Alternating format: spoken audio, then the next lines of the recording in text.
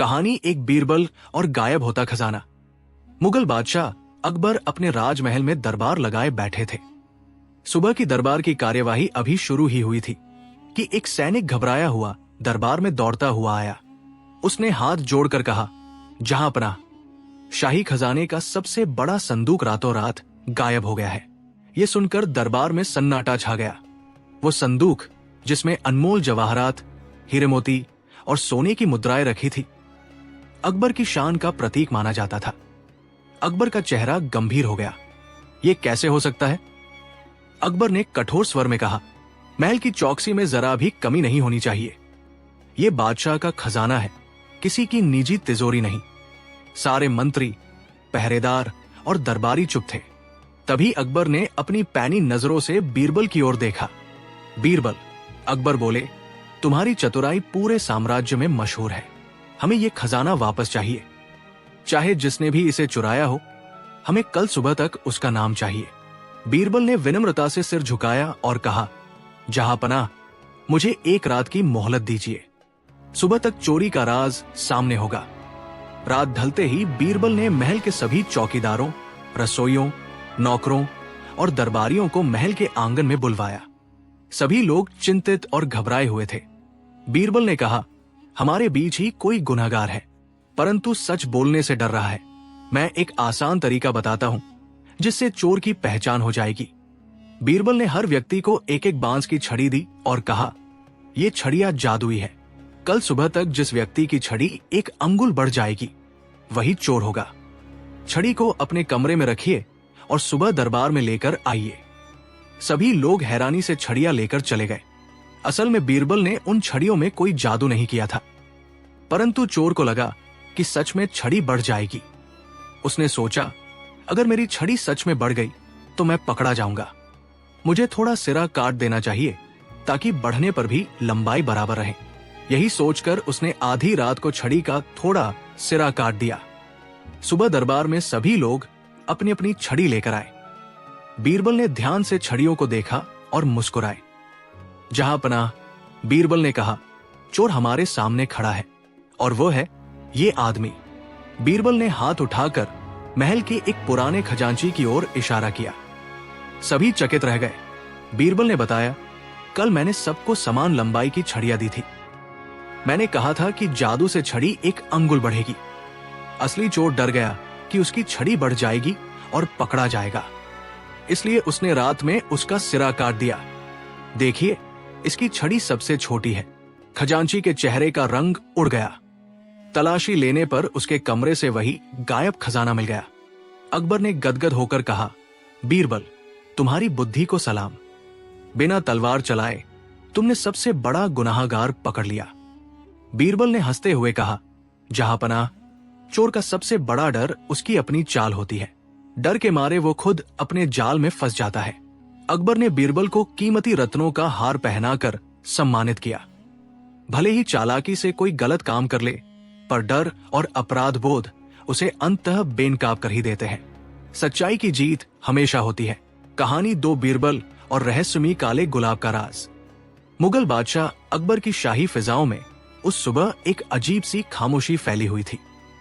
राजमहल का हर कोना सामान्य दिनों की तरह चहल पहल से भरा तो था, मगर बाग के रखवाले का चेहरा सफेद पड़ चुका था। वो घबराते हुए दरबार में आया और झुककर बोला, जहांपनाह, रातों रात शाही बगीचे के सबसे अनमोल काले गुलाब गायब हो गए हैं। जिन गुलाबों की देखभाल में महीनों की मेहनत लगी, जिनकी खुशबू पूरे हिंदुस्तान में बस आपके महल में मिलती थी, वो सब बिना कोई निशान छोड़े अचानक गायब है। दरबार में एक पल के लिए सन्नाटा छा गया। काले गुलाब केवल सजावट नहीं थे, वे अकबर की शान और ताकत का प्रतीक थे। अकबर की भौहें तन गई। ये केवल फूलों की चोरी नहीं, ये हमारी शाही प्रतिष्ठा को ठेस पहुंचाने की साजिश है। उन्होंने गंभीर स्वर में कहा। सभी मंत्री, दरबारी और पहरेदार एक दूसरे की ओर देखने लगे। अकबर की तीखी नजरें अंत में बीरबल पर ठहर गई। बीरबल, अकबर ने धीमे पर दृढ़ स्वर में कहा, तुम्हारी सूझबूझ पर हमें हमेशा भरोसा रहा है। हमें काले गुलाब वापस चाहिए और चोर भी हमारे सामने चाहिए। कल तक मुझे इसका हल चाहिए। बीरबल ने हाथ जोड़कर कहा, जहांपनाह, मुझे आज रात की मोहलत दीजिए, सुबह तक सच सामने होगा। शाम होते होते खबर महल के हर कोने तक पहुंच गई। नौकर, रसोइये, बागबान, पहरेदार, सबके दिलों की धड़कनें तेज हो गई। काले गुलाबों की गुमशुदगी किसी साधारण चोरी से कम नहीं थी। रात घिरने से पहले बीरबल ने बगीचे के बीच एक बड़ा चौक सजवाया। चारों ओर मशालें जलाई गई ताकि पूरी रात रोशनी बनी रहे। जब सारे लोग इकट्ठा हो गए, बीरबल ने सबको गहरी नजरों से देखा। हमारे बीच ही कोई है जिसने ये हरकत की है, बीरबल ने शांत स्वर में कहा। लेकिन सच को छिपाने से कुछ नहीं होगा। आज रात हर कोई यही सोएगा, परंतु एक शर्त है, कोई भी अपने जूते पहनकर नहीं सोएगा। सभी लोग अपने जूते इस चौक के बीच में उतार कर रखेंगे। लोगों ने एक दूसरे की ओर देखा। कुछ के चेहरों पर आश्चर्य, कुछ पर बेचैनी साफ झलक रही थी। फिर भी किसी ने कुछ नहीं पूछा। सबने अपने जूते उतारे और बगल में रख दिए। रात जैसे जैसे गहराती गई, बगीचे में सन्नाटा फैल गया। कहीं कहीं रातरानी की हल्की खुशबू और झिंगुरों की आवाज सुनाई देती रही। बीरबल एक कोने में चुपचाप बैठा सब पर नजर रख रहा था। आधी रात का समय था जब बीरबल ने देखा कि एक माली, जिसका नाम मुराद था, बार बार करवटें बदल रहा है। उसका चेहरा पसीने से भीग रहा था। थोड़ी देर बाद वो धीरे से उठकर चौक की ओर बढ़ा। उसने झुककर अपने जूतों को उठाया और कपड़े के कोने से उन्हें रगड़ने लगा, जैसे कुछ मिटाने की कोशिश कर रहा हो। बीरबल ने बिना आवाज किए ये सब देख लिया। सुबह होते ही सूरज की किरणें बगीचे में फैल गई। अकबर दरबार के साथ वहां पहुंचे। बीरबल ने आदेश दिया, अब सब लोग अपने जूते पहन ले। सबने जूते उठाए। बीरबल की नजरें मुराद पर टिकी थी। जहां पनाह, बीरबल ने मुस्कुराते हुए कहा, काले गुलाबों का चोर हमारे सामने खड़ा है, यही मुराद। अकबर ने आश्चर्य से पूछा, पर तुमने कैसे पहचाना? यहां तो किसी ने कुछ देखा ही नहीं।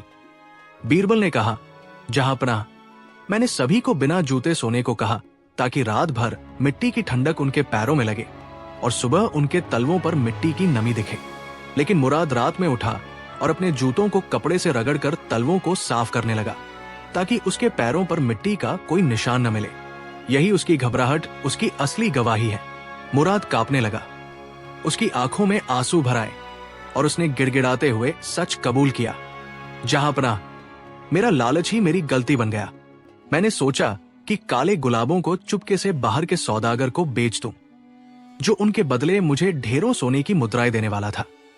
सिपाहियों ने तुरंत उसके कमरे की तलाशी ली। गुलाब बड़ी सावधानी से एक कपड़े में लिपटे मिले। अकबर का चेहरा कठोर था, मगर उन्होंने बीरबल की ओर देखकर हल्की मुस्कान दी। बीरबल, तुम्हारी बुद्धिमानी हमेशा हमें चकित कर देती है। तुमने बिना किसी हिंसा के सिर्फ सूझबूझ से गुनहगार को रंगे हाथों पकड़ लिया। फिर अकबर ने सिपाहियों को आदेश दिया कि गुलाबों को फिर से बगीचे में लगाया जाए और मुराद को उसकी करनी के अनुसार दंड दिया जाए। दरबार की कार्यवाही पूरी होने के बाद अकबर ने बीरबल को अपने निजी भोजन कक्ष में बुलाया। वहां आज विशेष दावत का इंतजाम था।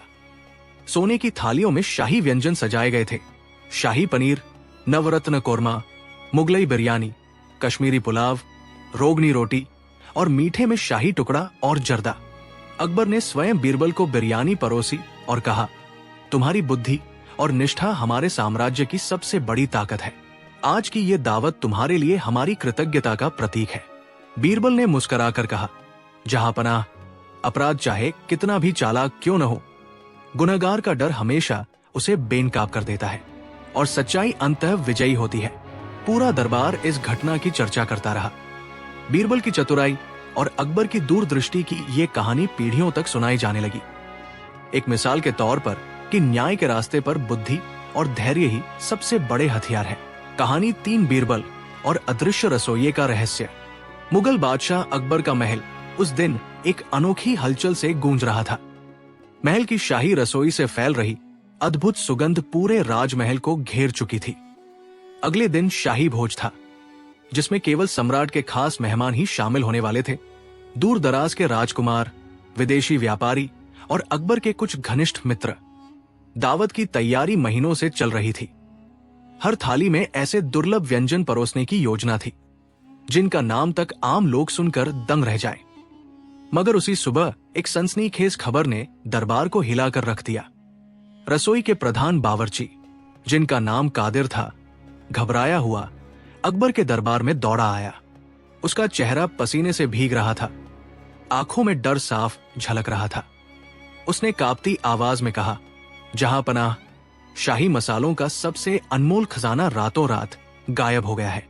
वे मसाले जिन्हें महीनों पहले समुद्र पार अरब से मंगवाया गया था, जिनके बिना कल की शाही दावत अधूरी हो जाएगी, वे सब बिना किसी निशान के गायब है। पूरा दरबार हक्का बक्का रह गया। मसाले साधारण नहीं थे, उनमें चंदन जैसी खुशबू देने वाला दुर्लभ जाफरान, यमन का खास दालचीनी और फारस की केसर शामिल थी। अकबर की आंखों में गुस्से की चमक उतर आई। ये कोई मामूली चोरी नहीं, उन्होंने कठोर स्वर में कहा, यह हमारे शाही गौरव पर चोट है। जो भी इस अपराध का दोषी है वो हमारी पूरी सल्तनत की इज्जत को दांव पर लगा रहा है। दरबारी एक दूसरे की ओर घबराकर देखने लगे। तभी अकबर की नजर बीरबल पर पड़ी। बीरबल शांत बैठे थे, पर उनकी आंखों में गहरी सोच चमक रही थी। अकबर ने कहा, बीरबल, तुम्हारी चतुराई की मिसाल पूरे साम्राज्य में दी जाती है। अगर कल की दावत खराब हुई तो हमारे मित्र और मेहमान हमारी हंसी उड़ाएंगे। हमें सुबह तक चोर का नाम चाहिए। बीरबल ने हल्की मुस्कान के साथ सिर झुकाया। जहां पनाह, मुझे आज रात की मोहलत दीजिए। सुबह तक चोर का राज सामने होगा। शाम होते होते खबर पूरे महल में फैल गई। नौकरों से लेकर सैनिकों तक हर कोई फुसफुसा रहा था। लोग डर के मारे एक दूसरे पर शक करने लगे।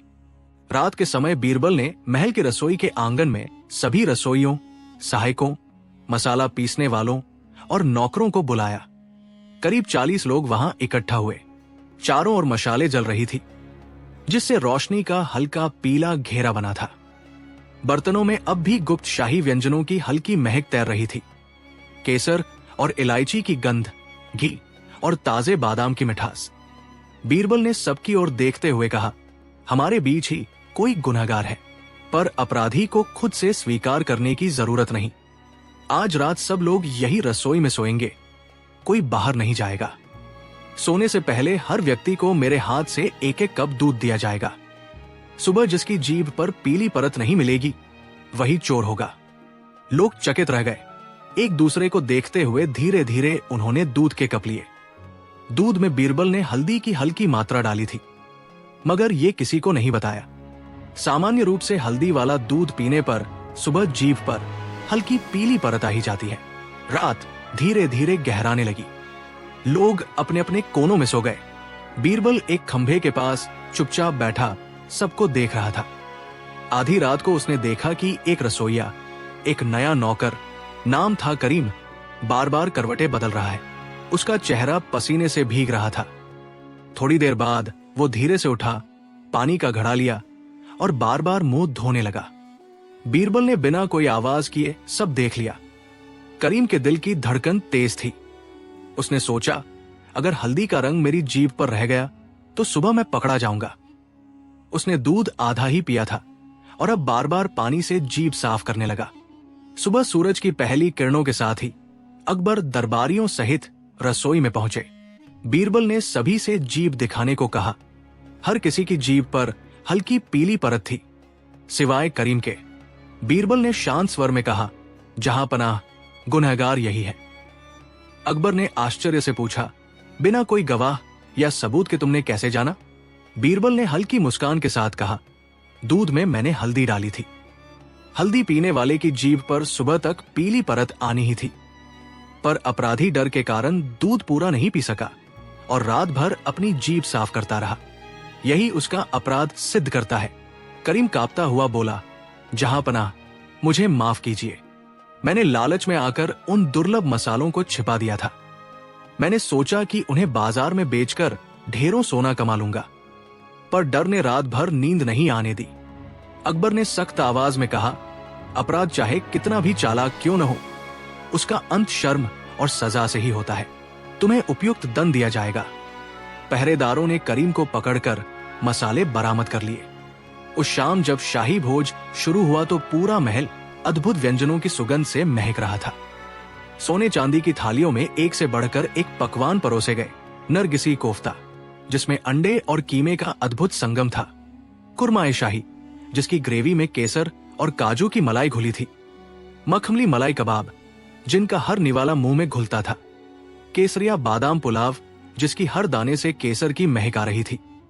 तंदूरी रेशमी रोटी, जिसे खास शाही घी से सेंका गया था। मिठाई में जाफरानी फिरनी, रूह अफजा कुल्फी और शाही अंदाज में सजाई हुई शाही टुकड़ा थी। अकबर ने बीरबल की ओर देखकर मुस्कुराते हुए कहा, तुम्हारी बुद्धिमानी ने हमारी शान बचा ली। अगर तुम्हारी चालाकी न होती तो कल की दावत हमारी शर्मिंदगी बन जाती। आज ये भोज तुम्हारे कौशल का उत्सव है। बीरबल ने विनम्रता से कहा, जहां पनाह, गुनाह चाहे कितना भी गहरा क्यों न छिपाया जाए, गुनहगार का डर उसे स्वयं उजागर कर देता है। उस रात की शाही दावत में सबने भरपेट भोजन किया। महल की दीवारों पर नाचती रोशनियों के बीच बीरबल की सूझबूझ की गाथा गूंजती रही। ये कहानी दरबार से बाहर पूरे साम्राज्य में फैल गई कि किस तरह बुद्धि, धैर्य और थोड़ी सी चतुराई से सबसे मुश्किल पहेली का भी हल निकाला जा सकता है। कहानी 4 बीरबल और चांदी के झरने का रहस्य। मुगल बादशाह अकबर के राजमहल में उस वर्ष मानसून ने जैसे अपना जादू फैला दिया था। महल के चारों ओर फैले बागों में हरियाली लहरा रही थी। फव्वारों से ठंडी बूंदें गिर रही थी।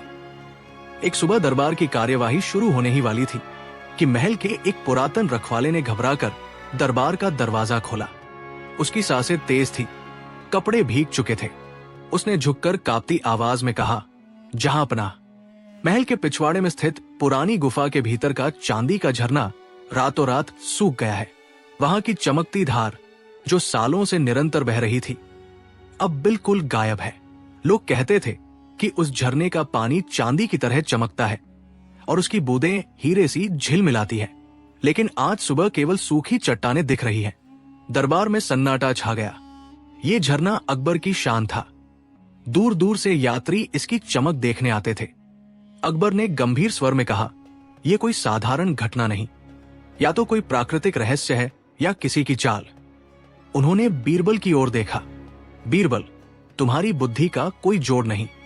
हमें इस रहस्य का पता लगाना होगा। झरना हमारे साम्राज्य की प्रतिष्ठा है। कल सुबह तक इसका राज हमारे सामने होना चाहिए। बीरबल ने हाथ जोड़कर कहा, जहां पनाह, मुझे आज रात की मोहलत दे। कल सूर्योदय से पहले रहस्य खुल जाएगा। शाम होते होते पूरी राजधानी में खबर फैल गई। महल के बागों में फुसफुसाहट होने लगी। किसी ने कहा, यह देवताओं का क्रोध है।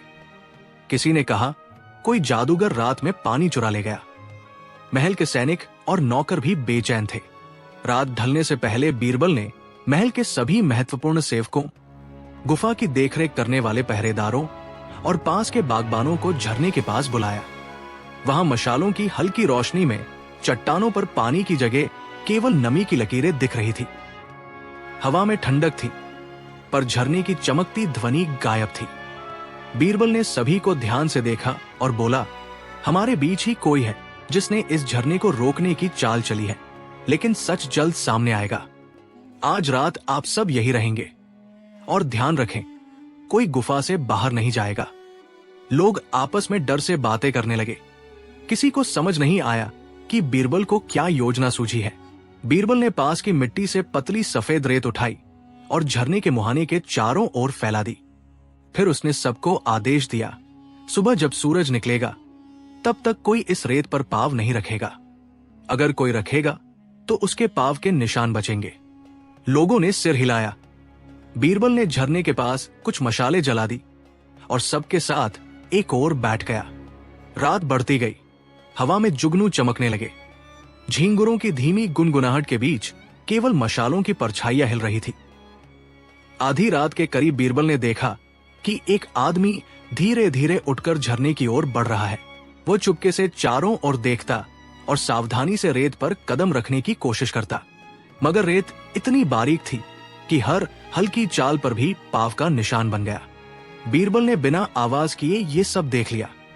सुबह सूरज की पहली किरणों के साथ अकबर और दरबारी गुफा के बाहर पहुंचे।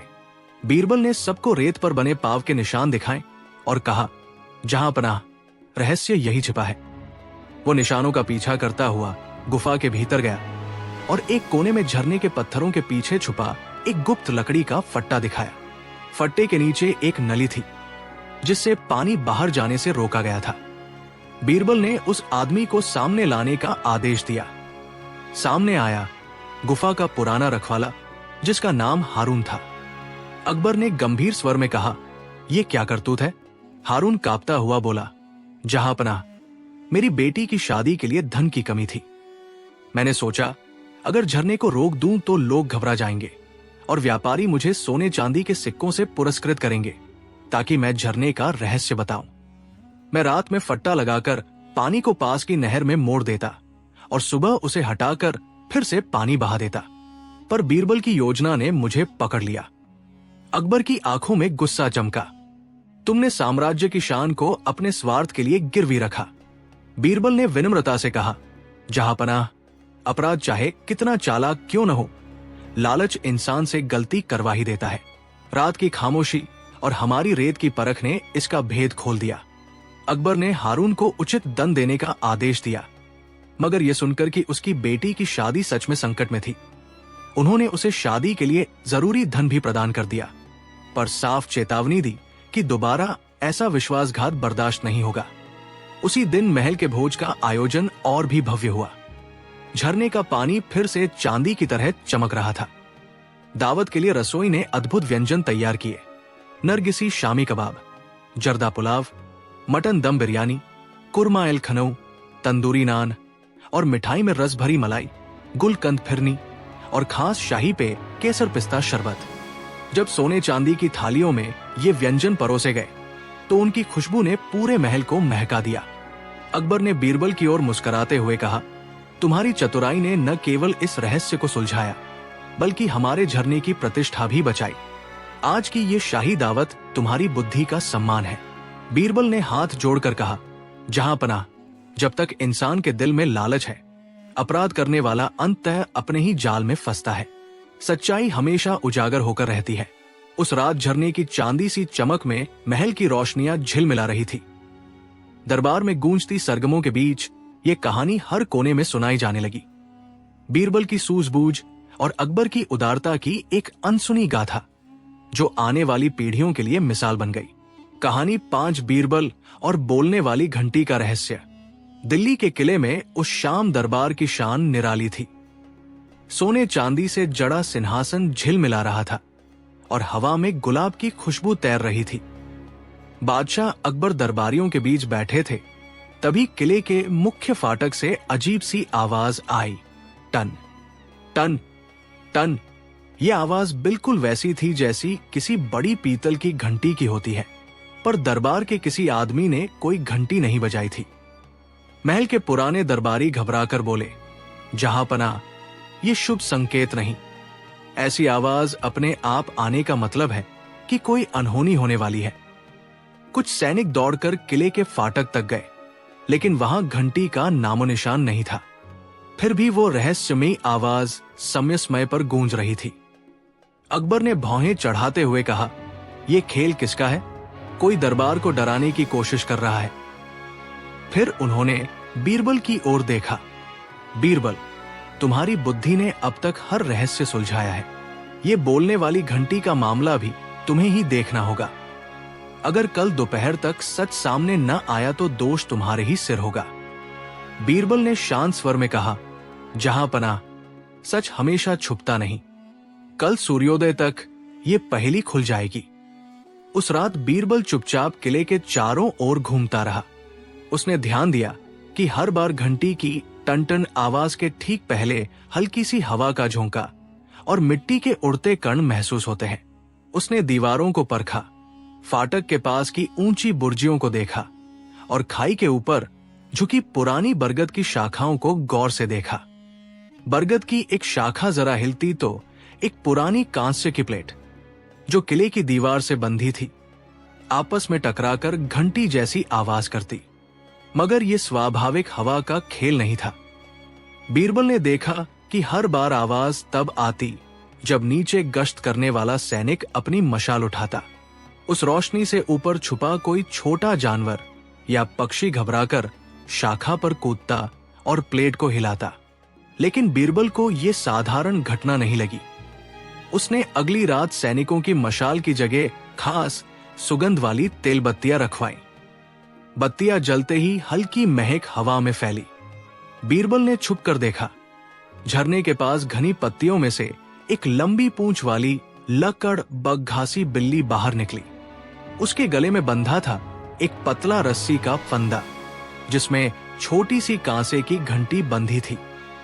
बिल्ली फाटक के पास आते ही शाखाओं पर चढ़ती और रस्सी घिसटते ही कांसे की प्लेट से टकराकर वही गूंजती हुई टन टन आवाज निकलती। बीरबल मुस्कराया, लेकिन असली खेल अभी बाकी था। उस बिल्ली के गले में घंटी किसने बांधी? सुबह दरबार में बीरबल ने कहा, जहां पनाह, रहस्य का पहला भाग सुलझ गया। ये आवाज किसी जादू का खेल नहीं, बल्कि एक बिल्ली की करतूत है। पर उसके गले में घंटी किसी ने जानबूझकर बांधी है ताकि वो शाखा पर चढ़े और आवाज हो। असली दोषी वही है जिसने ये चाल चली। फौरन महल के बागबानों और रसोइयों को बुलाया गया। बीरबल ने बिल्ली को सामने लाकर कहा, जिसने इसे पकड़ा और घंटी बांधी, उसकी उंगलियों पर आज भी घंटी का पीतल का रंग होगा। उसने सबको हाथ धोने का आदेश दिया और उनकी हथेलियों को गौर से देखा। एक रसोइये के नाखूनों के पास हल्की सुनहरी चमक थी। बीरबल ने उसकी ओर इशारा किया। जहां पनाह, दोषी यही है। रसोइया घबराकर बोला, हुजूर, मैं बस एक मजाक करना चाहता था। पिछले हफ्ते एक सैनिक ने मेरा मजाक उड़ाया था। मैंने सोचा दरबार को थोड़ी देर डराकर बदला लूंगा। बरगद की शाखा पर बिल्ली को घंटी बांध दी ताकि उसकी कूद से कांसे की प्लेट बजे और सब लोग चौंक जाएं। अकबर ने कठोर स्वर में कहा, दरबार की शांति के साथ मजाक करना बड़ा अपराध है। बीरबल ने मुस्कुराते हुए कहा, जहां पनाह, अपराध चाहे मजाक के नाम पर हो, लेकिन सच्चाई अपनी आवाज आप निकालती है। घंटी की आवाज ने ही इसका भेद खोला। अकबर ने रसोइये को चेतावनी देकर माफ कर दिया, लेकिन ये आदेश दिया कि भविष्य में ऐसा मजाक दोहराया तो सख्त सजा मिलेगी। उसी शाम दरबार ने शांति की वापसी पर एक भव्य शाही दावत रखी। महकते बागों में रोशनियों की लड़ियां टंगी थी। सोने की थालियों में व्यंजन परोसे गए। शाही मुर्ग मुसल्लम, मटन रोगन जोश, केसरिया बादाम पुलाव, मुगलई नान और मिठाई में खुबानी का मीठा, गुलकंद फिरनी, इलायची जलेबी और पेय में रूह अफजा शरबत। संगीतकारों की सरगम गूंज रही थी और अकबर ने हंसते हुए कहा, आज की दावत इस बात का प्रमाण है कि चाहे कोई कितनी भी चतुराई से डर पैदा करे, बीरबल की बुद्धि हर रहस्य की घंटी बजा ही देती है। दरबारियों ने ठहाका लगाया। चांदनी में चमकते किले की ऊंची बुर्जियों पर हवा हल्की हल्की सरसराई, पर इस बार कोई रहस्यमयी टनटन नहीं हुई। बीरबल की सूझबूझ की ये अनसुनी दास्तान फिर लंबे समय तक पूरे साम्राज्य में सुनाई जाती रही, हंसी और हैरत के संग। कहानी 6 बीरबल और रहस्यमयी चोर बाजार। दिल्ली के किले में उस शाम दरबार हमेशा की तरह रोशनी से नहा रहा था। गुलाब और केवड़े की खुशबू हर ओर फैली थी। बादशाह अकबर ने दरबारियों को गंभीर नजरों से देखा। हमारे साम्राज्य की सबसे बड़ी सराय से लगातार सुनारों के बहुमूल्य गहने और कीमती सिक्के रहस्यमय तरीके से गायब हो रहे हैं। पहरेदारों को कुछ दिखाई नहीं देता, न कोई दरवाजा तोड़ा जाता है, न कोई ताला टूटा मिलता है, पर हर सुबह खजाने का कुछ हिस्सा कम हो चुका होता है। ऐसा लगता है जैसे कोई अदृश्य चोर रात में सराय में आता है और बिना निशान छोड़े गहने लेकर चला जाता है। बीरबल, हमें इस रहस्य का पर्दाफाश करना होगा। कल सूरज डूबने तक चोर हमारे सामने होना चाहिए। बीरबल ने शांति से झुककर कहा, जहां पनाह, अपराध कितना भी चतुर क्यों न हो, उसकी कोई न कोई छाया जरूर होती है। मुझे आज रात की मोहलत दीजिए। सुबह से पहले चोर का नाम सामने होगा। संध्या ढलते ही बीरबल सराय पहुंचा। ये वही जगह थी जहां दूर दूर से व्यापारी ठहरते और अपने माल सामान का लेन देन करते थे। सराय की चारदीवारी ऊंची थी। दरवाजे पर भारी ताले थे। बीरबल ने सभी नौकरों, पहरेदारों और व्यापारियों को बड़े आंगन में इकट्ठा किया। मशालों की हल्की रोशनी में सबके चेहरों पर बेचैनी साफ दिख रही थी। बीरबल ने धीरे धीरे चारों ओर नजर दौड़ाई। उसे दीवारों के पास जमी पुरानी मिट्टी में कुछ हल्के निशान दिखे, जैसे कोई भारी चीज कई बार घसीटी गई हो। उसने तुरंत सराय के बड़े बड़े पानी के घड़े उन जगहों पर रखवा दिए और कहा, आज रात कोई इस आंगन से बाहर नहीं जाएगा। हर घड़े के ऊपर मैंने हल्की सी सफेद राख छिड़क दी है। अगर कोई चोर रात में चोरी करने आया तो राख पर उसके पांव के निशान जरूर मिलेंगे। सबने हैरानी से उसकी बात सुनी। रात गहराने लगी। दूर कहीं कुत्तों के भौंकने की आवाज आ रही थी। आकाश में बादल छा गए थे। बीरबल ने पहरेदारों को छुपकर चौकसी रखने का आदेश दिया।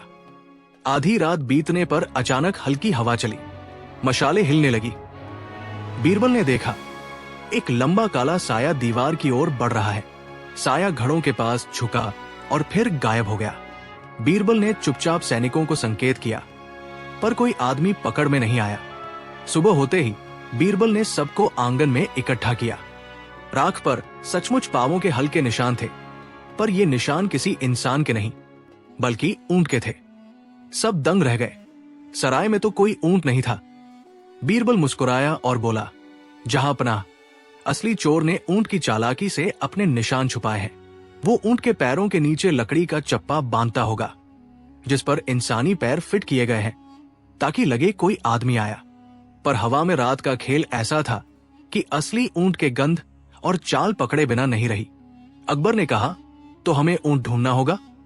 बीरबल ने सराय के पास के सभी ऊंट वालों को बुलाने का आदेश दिया। कुछ ही देर में कई ऊंट लाए गए। बीरबल ने हर ऊंट के पैरों को गौर से देखा। अंततः एक ऊंट के पैरों पर रस्सी के बारीक धागों के निशान मिले, जैसे रात में कुछ बांधा गया हो। बीरबल ने ऊंट के मालिक को आगे बुलाया। वो ऊंचापतला आदमी था, जिसका चेहरा घबराहट में पसीने से भीग गया था। बीरबल ने गंभीर स्वर में कहा, सच बोलो, तुमने ही ये चाल चली है। वो आदमी कांपते हुए बोला, जहांपनाह, मैं गरीब ऊंटवाला हूं। कुछ व्यापारियों ने मुझे लालच दिया। बोले, अगर तुम हर रात अपने ऊंट पर बैठकर सराय की पिछली दीवार के पास जाओ और माल निकाल दो तो तुम्हें सोने के सिक्के मिलेंगे। मैंने ऊंट के पैरों पर लकड़ी का चप्पा बांध दिया, ताकि निशान इंसान के लगे और पहरेदार भ्रमित हो जाए। माल पास के जंगल में छुपा दिया था। पर बीरबल की बुद्धि के आगे मेरा भेद खुल ही गया। अकबर ने सैनिकों को आदेश दिया कि ऊंटवाले के साथ उन व्यापारियों को भी पकड़ो। कुछ ही देर में सब पकड़े गए और चोरी का सारा सामान बरामद हुआ। अकबर ने कठोर स्वर में कहा, लालच इंसान को अंधा कर देता है, पर न्याय की आंख कभी बंद नहीं होती। बीरबल ने विनम्रता से कहा, जहांपनाह, अपराध चाहे ऊंट की चालाकी से क्यों न छुपाया जाए, सच्चाई की हवा उसकी गंध को उजागर कर ही देती है। अकबर ने ऊंटवाले को सख्त सजा देने का आदेश दिया, पर यह सुनकर कि वह सचमुच गरीब था और व्यापारियों ने उसे उकसाया था, उन्होंने उसकी सजा हल्की कर दी और बाकी व्यापारियों को भारी दंड दिया। उस शाम महल में विजय का उत्सव मनाया गया। रसोई से अद्भुत व्यंजनों की महक चारों ओर फैल गई। शाही दावत में परोसे गए मटन दम बिरयानी, शाही पनीर कोफ्ता, कुरमाइन रगिसी, तंदूरी रेशमी रोटी और मिठाई में केसर पिस्ता कुल्फी, गुलाब जामुन, इलायची जलेबी और शरबत में गुलकंद रूह अफ़ज़ा। जब सोने की थालियों में ये पकवान परोसे गए तो दरबारियों ने ठहाका लगाया। अकबर ने बीरबल से कहा, तुम्हारी बुद्धि सचमुच अद्भुत है।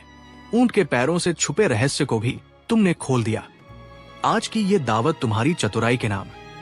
संगीत की धुनों और चांदनी में नहाए महल की रोशनी के बीच ये कहानी हर कोने में गूंजने लगी कि कैसे बीरबल ने रहस्यमयी चोर बाजार का पर्दाफाश किया और न्याय की जीत सुनिश्चित की। कहानी 7 बीरबल और 7 रंगों वाला खजाना। दिल्ली के किले में उस दिन सुबह की रोशनी किसी त्योहार जैसी चमक रही थी। बादशाह अकबर दरबार में बैठे थे। तभी राज दरबार के मुख्य प्रहरी ने घबराकर दरबार का द्वार खोला। उसकी सांसें तेज थी, कपड़ों पर धूल जमी थी। उसने झुककर कहा, जहांपनाह, आगरा के पास पुराने किले की गुफा में जो 7 रंगों वाला खजाना रखा था, वो खजाना गायब हो गया है। जब हम पिछली रात गश्त पर थे, तब तक वो अपनी जगह पर था। सुबह जब दरवाजा खोला तो ताले सलामत थे, पर गुफा खाली। दरबार में सन्नाटा छा गया। ये वही खजाना था जिसे अकबर ने महीनों की मेहनत से विभिन्न रियासतों के तोहफों और व्यापार से इकट्ठा किया था। सोना, हीरे जवाहरात, ईरानी कालीन और विशेष रूप से 7 रंगों में चमकने वाला मोती, जिसे इंद्रधनुष मोती कहा जाता था। कहते थे उस मोती को देखकर मन में 7 भाव जागते थे: आनंद, साहस, करुणा, प्रेम, शक्ति, धैर्य और ज्ञान। अकबर का चेहरा गंभीर हो उठा। ये खजाना हमारी सल्तनत की शान है, इसे चुराना राजद्रोह से कम नहीं। बीरबल, सुबह होते होते चोर हमारे सामने होना चाहिए। बीरबल ने हाथ जोड़कर कहा, जहां पनाह, अपराध चाहे कितना छुपाया जाए, उसकी परछाई छुप नहीं सकती। मुझे आज रात की मोहलत दे, सूर्योदय से पहले सच सामने होगा। रात का जाल। बीरबल उसी शाम आगरा के पुराने किले पहुंचा। ये गुफा यमुना के किनारे चट्टानों के बीच थी। चारों ओर घना अंधेरा और ठंडी हवा का बहाव था।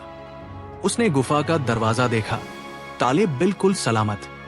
भीतर चारों ओर मशालें जल रही थी, पर खजाना सचमुच गायब था। बीरबल ने चारों ओर ध्यान से देखा। जमीन पर हल्की चमकदार धूल बिखरी थी, जैसे किसी ने मोती या रत्न के छोटे छोटे टुकड़े गिरा दिए हों। दीवारों पर कुछ जगहों पर नमी की परत थी।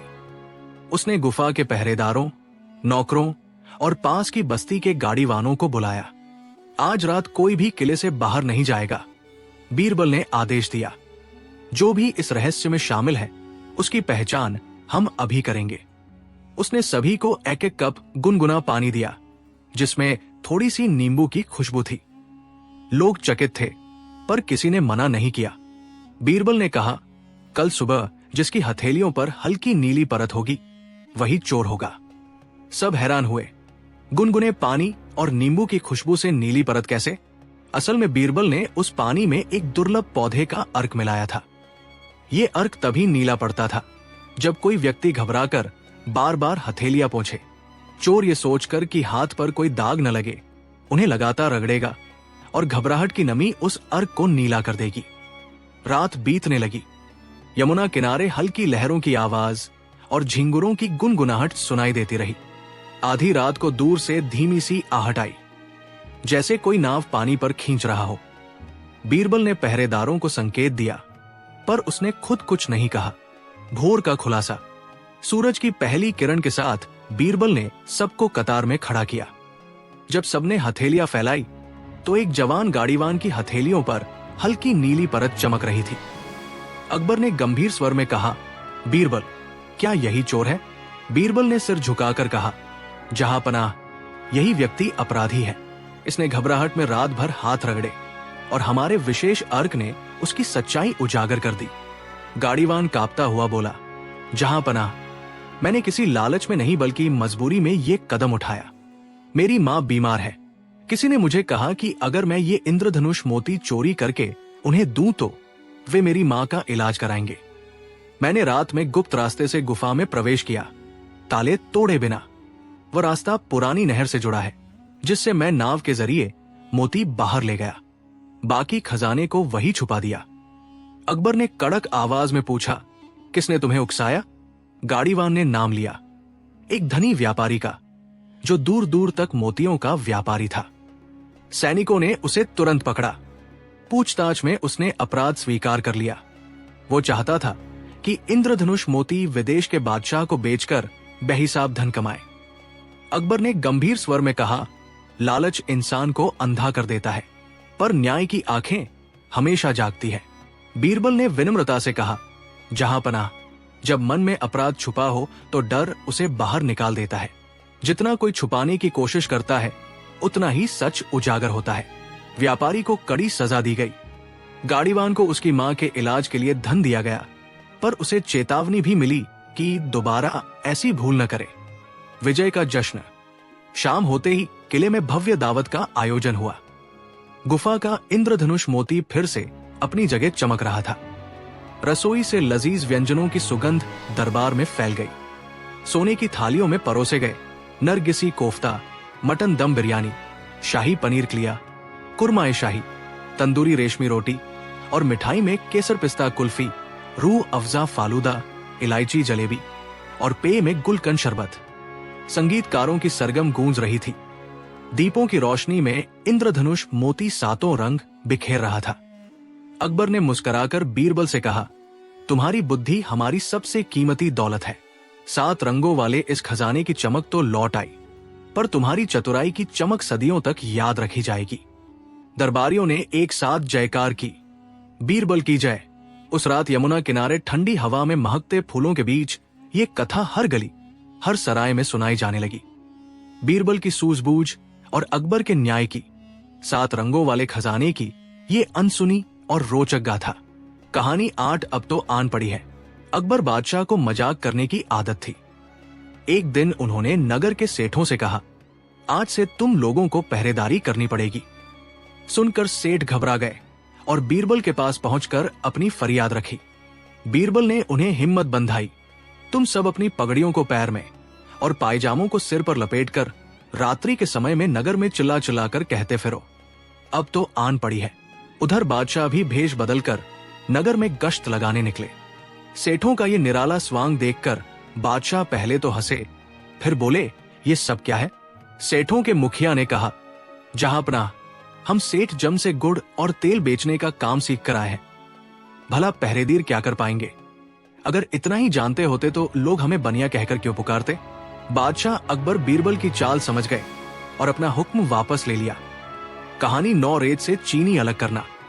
एक बार बादशाह अकबर, बीरबल और सभी मंत्रीगण दरबार में बैठे हुए थे। सभा की कार्यवाही चल रही थी। एक एक करके राज्य के लोग अपनी समस्याएं लेकर दरबार में आ रहे थे। इसी बीच वहां एक व्यक्ति दरबार में पहुंचा। उसके हाथ में एक मर्तबान था। सभी उस मर्तबान की ओर देख रहे थे। तभी अकबर ने उस व्यक्ति से पूछा, क्या है इस मर्तबान में? उसने कहा, महाराज, इसमें चीनी और रेत का मिश्रण है। अकबर ने फिर पूछा, किस लिए? अब दरबारी ने कहा, गलती माफ हो महाराज, लेकिन मैंने बीरबल की बुद्धिमत्ता के कई किस्से सुने हैं। मैं उनकी परीक्षा लेना चाहता हूं। मैं ये चाहता हूं कि बीरबल इस रेत में से बिना पानी का इस्तेमाल किए चीनी का एक एक दाना अलग कर दें। अब सभी हैरानी से बीरबल की ओर देखने लगे।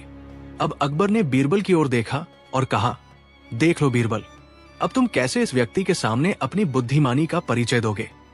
बीरबल ने मुस्कुराते हुए कहा, महाराज, हो जाएगा, ये तो मेरे बाएं हाथ का काम है। अब सभी लोग हैरान थे कि बीरबल ऐसा क्या करेंगे कि रेत से चीनी अलग अलग हो जाएगी। तभी बीरबल उठे और उस मर्तबान को लेकर महल में मौजूद बगीचे की ओर बढ़ चले। उनके पीछे वो व्यक्ति भी था।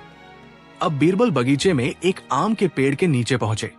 अब वो मर्तबान में मौजूद रेत और चीनी के मिश्रण को एक आम के पेड़ के चारों तरफ फैलाने लगे। तभी उस व्यक्ति ने पूछा, अरे ये क्या कर रहे हो? इस पर बीरबल ने कहा, ये आपको कल पता चलेगा। इसके बाद दोनों महल में वापस आ गए। अब सभी को कल सुबह का इंतजार था। अगली सुबह जब दरबार लगा तो अकबर और सारे मंत्री एक साथ बगीचे में पहुंचे। साथ में बीरबल और रेत व चीनी का मिश्रण लाने वाला व्यक्ति भी था। सभी आम के पेड़ के पास पहुंच गए। सभी ने देखा कि अब वहां सिर्फ रेत पड़ी हुई है। दरअसल रेत में मौजूद चीनी को चींटियों ने निकालकर अपने बिल में इकट्ठा कर लिया था और बची खुची चीनी को कुछ चींटियां उठाकर अपने बिल में ले जा रही थी। इस पर उस व्यक्ति ने पूछा, चीनी कहां गई? तो बीरबल ने कहा, रेत से चीनी अलग हो गई है। सभी जोर जोर से हंसने लगे। बीरबल की ये चतुराई देख अकबर ने उस व्यक्ति से कहा, अगर अब तुम्हें चीनी चाहिए तो तुम्हें चींटियों के बिल में घुसना पड़ेगा। इस पर सभी ने फिर से ठहाका लगाया और बीरबल की तारीफ करने लगे। सीख, किसी को नीचा दिखाने का प्रयास आपके लिए हानिकारक हो सकता है। कहानी 10 बीरबल की खिचड़ी। एक दफा शहंशाह अकबर ने घोषणा की कि यदि कोई व्यक्ति सर्दी के मौसम में नर्मदा नदी के ठंडे पानी में घुटनों तक डूबा रहकर सारी रात गुजार देगा, उसे भारी भरकम तोहफे से पुरस्कृत किया जाएगा। एक गरीब धोबी ने अपनी गरीबी दूर करने की खातिर हिम्मत की और सारी रात नदी में घुटने पानी में ठिठुरते बिताई और जहांपनाह से अपना इनाम लेने पहुंचा। बादशाह अकबर ने उससे पूछा, तुम कैसे सारी रात बिना सोए खड़े खड़े ही नदी में रात बिताएं? तुम्हारे पास क्या सबूत है?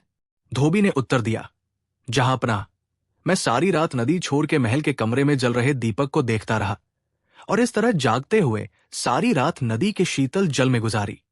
बादशाह ने क्रोधित होकर कहा, तो इसका मतलब ये हुआ कि तुम महल के दिए की गर्मी लेकर सारी रात पानी में खड़े रहे और इनाम चाहते हो। सिपाहियों, इसे जेल में बंद कर दो। बीरबल भी दरबार में था। उसे ये देख बुरा लगा कि बादशाह नाहक ही उस गरीब पर जुल्म कर रहे हैं। बीरबल दूसरे दिन दरबार में हाजिर नहीं हुआ, जबकि उस दिन दरबार की एक आवश्यक बैठक थी। बादशाह ने एक खादिम को बीरबल को बुलाने भेजा। खादिम ने लौटकर जवाब दिया, बीरबल खिचड़ी पका रहे हैं और वो खिचड़ी पकते ही उसे खाकर आएंगे। जब बीरबल बहुत देर बाद भी नहीं आए तो बादशाह को बीरबल की चाल में कुछ संदेह नजर आया। वे खुद तफ्तीश करने पहुंचे। बादशाह ने देखा कि एक बहुत लंबे से डंडे पर एक घड़ा बांधकर उसे बहुत ऊंचा लटका दिया गया है और नीचे जरा सा आग जल रहा है। पास में बीरबल आराम से खटिए पर लेटे हुए हैं। बादशाह ने तमक कर पूछा, ये क्या तमाशा है? क्या ऐसी भी खिचड़ी पकती है? बीरबल ने कहा, माफ करें जहां पनाह, जरूर पकेगी। वैसी ही पकेगी जैसी कि धोबी को महल के दिए की गर्मी मिली थी। बादशाह को बात समझ में आ गई। उन्होंने बीरबल को गले लगाया और धोबी को रिहा करने और उसे इनाम देने का हुक्म दिया। कहानी 11। बादशाह अकबर और बीरबल बातें कर रहे थे। बात मियां बीवी के रिश्ते पर चल निकली तो बीरबल ने कहा, अधिकतर मर्द जोरू के गुलाम होते हैं और अपनी बीवी से डरते हैं। मैं नहीं मानता। बादशाह ने कहा, हुजूर, मैं सिद्ध कर सकता हूं। बीरबल ने कहा, सिद्ध करो। ठीक है, आप आज से आदेश जारी करें कि किसी के भी अपने बीवी से डरने की बात साबित हो जाती है तो उसे एक मुर्गा दरबार में बीरबल के पास में जमा करना होगा। बादशाह ने आदेश जारी कर दिया। कुछ ही दिनों में बीरबल के पास ढेरों मुर्गे जमा हो गए। तब उसने बादशाह से कहा, हुजूर, अब तो इतने मुर्गे जमा हो गए हैं कि आप मुर्गी खाना खोल सकते हैं। आप अपना आदेश वापस ले लें। बादशाह को न जाने क्या मजाक सूझा कि उन्होंने अपना आदेश वापस लेने से इनकार कर दिया। खींचकर बीरबल लौट गया। अगले दिन बीरबल दरबार में आया तो बादशाह अकबर से बोला, हुजूर, विश्वसनीय सूत्रों से पता चला है कि पड़ोसी राजा की पुत्री बेहद खूबसूरत है। आप कहें तो आपके विवाह का प्रस्ताव भेजूं? ये क्या कह रहे हो तुम?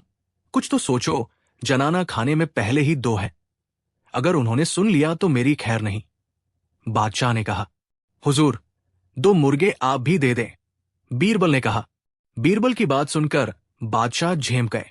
उन्होंने तुरंत अपना आदेश वापस ले लिया। कहानी 12 ऊंट की गर्दन।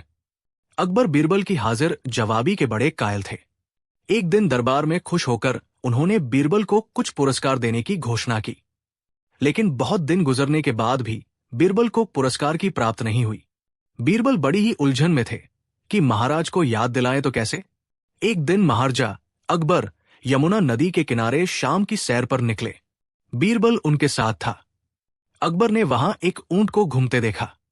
अकबर ने बीरबल से पूछा, बीरबल बताओ, ऊंट की गर्दन मुड़ी क्यों होती है? बीरबल ने सोचा महाराज को उनका वादा याद दिलाने का ये सही समय है। उन्होंने जवाब दिया, महाराज, ये ऊंट किसी से वादा करके भूल गया है, जिसके कारण ऊंट की गर्दन मुड़ गई है। महाराज, कहते हैं कि जो भी अपना वादा भूल जाता है तो भगवान उनकी गर्दन ऊंट की तरह मोड़ देता है। ये एक तरह की सजा है। तभी अकबर को ध्यान आता है कि वो भी तो बीरबल से किया अपना एक वादा भूल गए हैं। उन्होंने बीरबल से जल्दी से महल में चलने के लिए कहा और महल में पहुंचते ही सबसे पहले बीरबल को पुरस्कार की धनराशि उसे सौंप दी और बोले, मेरी गर्दन तो ऊंट की तरह नहीं मुड़ेगी बीरबल। और ये कहकर अकबर अपनी हंसी नहीं रोक पाए। और इस तरह बीरबल ने अपनी चतुराई से बिना मांगे अपना पुरस्कार राजा से प्राप्त किया। आदमी एक खूबियां 3। एक बार अकबर और बीरबल बागीचे में बैठे थे। अचानक अकबर ने बीरबल से पूछा कि क्या तुम किसी ऐसे इंसान को खोज सकते हो जिसमें अलग अलग बोली बोलने की खूबी हो? बीरबल ने कहा, क्यों नहीं, मैं एक आदमी जानता हूं जो तोते की बोली बोलता है, शेर की बोली बोलता है और गधे की बोली भी बोलता है। अकबर इस बात को सुनकर हैरत में पड़ गए। उन्होंने बीरबल को कहा कि अगले दिन उस आदमी को पेश किया जाए। बीरबल उस आदमी को अगले दिन सुबह दरबार में ले गए और उसे एक छोटी बोतल शराब पिला दी। अब हल्के नशे की हालत में शराबी अकबर बादशाह के आगे खड़ा था। वो जानता था कि दारू पीकर आया जानकर बादशाह सजा देगा। इसलिए वो गिड़गिड़ाने लगा और बादशाह की खुशामद करने लगा। तब बीरबल बोले कि हुजूर, ये जो सजा के डर से बोल रहा है वो तोते